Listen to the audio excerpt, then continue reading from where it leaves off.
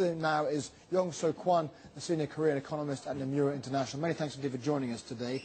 Korean economy, how would you assess it with the rest of Asia, bearing in mind dealing with the global slowdown and, of course, their exposure on the export market?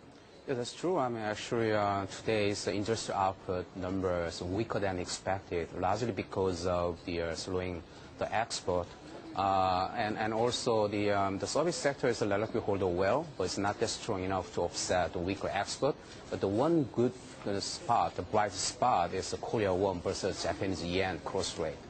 It's already, it's already weakened close to the post-Lehman crisis level. What that means that the Korean exporters got a huge benefit from the weaker currency against Japanese yen, given that the Korean exporters compete with Japan in many industries.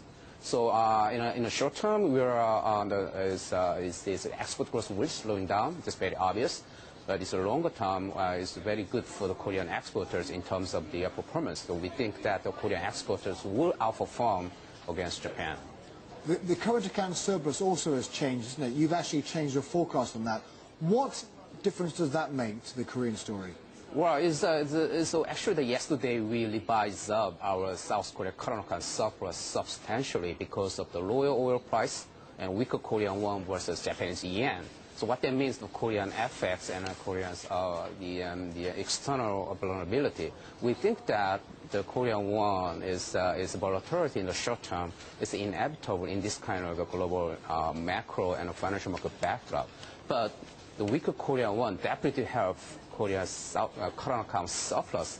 That means that it will help South Korea's economic fundamentals.